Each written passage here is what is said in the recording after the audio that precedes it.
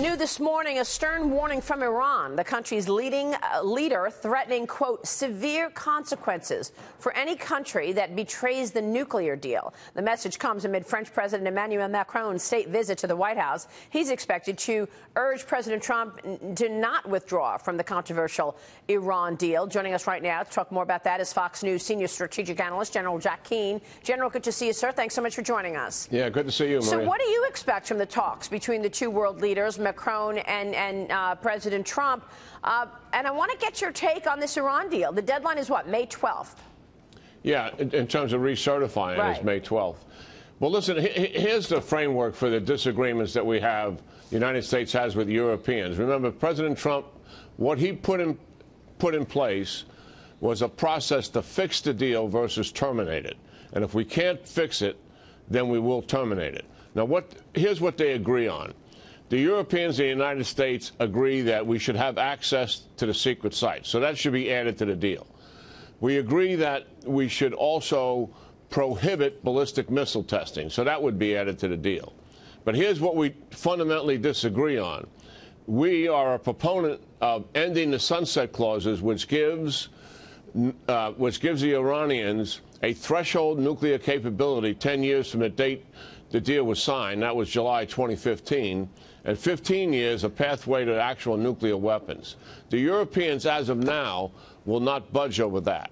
So I think that will be the point of contention and the point of discussion between President Trump and Macron today. Were you surprised that the leader of Iran comes out and says that there will be consequences if you get out of this Iran deal? No, that kind of rhetoric has been there forever. You know, they talk about every single year destroying the state of Israel, driving the United States out of the region. We're the big Satan. They always have a huge amount of rhetoric and bluster in terms of what they're trying to do with. I mean, what is surprising is that their foreign minister is in this country, Sharif, right, hosted by the Council on Foreign Relations yesterday, and giving them a stage to create a propaganda move, you know, in terms of his position on a nuclear deal. Anyway, right. I think that there'll be substantive discussions today.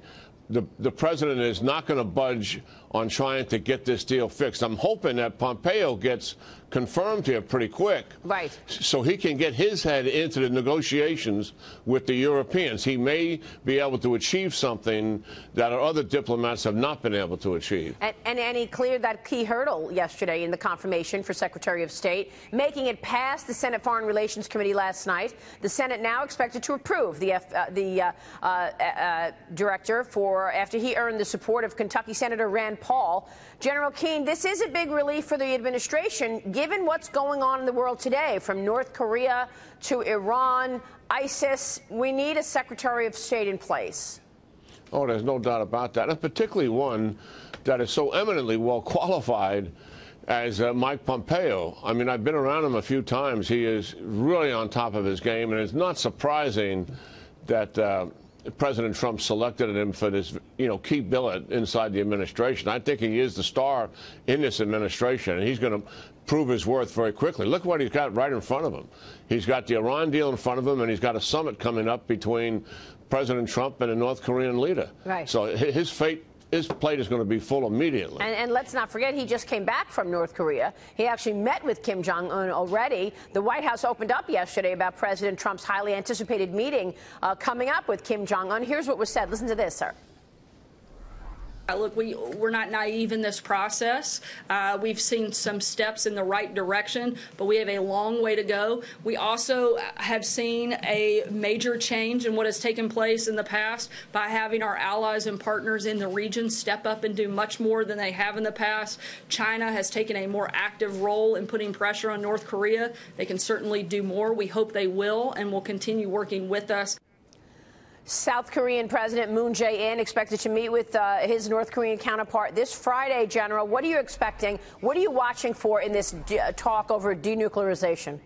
Yeah, in some respects, that meeting is as important as the one that President Trump is going to have. And here's why. Moon is really to the left of center and very pro-North Korean by comparison to his predecessors. And we've had leaders like him before.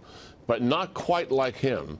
And I believe Kim Jong-un, who I think is a very shrewd negotiating diplomat, is doing everything he can to manipulate Moon. I think what will come out of this is an agreement that the Korean War is over and that the armistice is also over. Now, what would be wonderful if that months later, those armies that are facing each other on the border of North and South Korea pulled away. That would really be a positive step in the right direction. Here's the concern inside some people in South Korea and inside our administration, that Moon really wants reunification, as does Kim Jong-un, and that at some point, before all the nuclear weapons goes away, Moon, because the war is over and we now have a treaty that they've signed, will make a recommendation that we pull the United States troops out of South Korea, which would absolutely be a huge disaster. So there's concern about Moon. There's no concern about President Trump. And Kim Jong-un knows his negotiations with President Trump are going to be very tough. He knows the president's likely going to be very unbending on giving up the sanctions before he actually gets something substantive in terms of denuclearization. But the Moon Kim Jong-un summit, this is worth really keeping an eye on. It's all pretty extraordinary, General, isn't it? Wow. Good to see you, sir. Thanks so much. Yeah, good talking to you, Maria. Always a pleasure. General Jack Keane joining us there.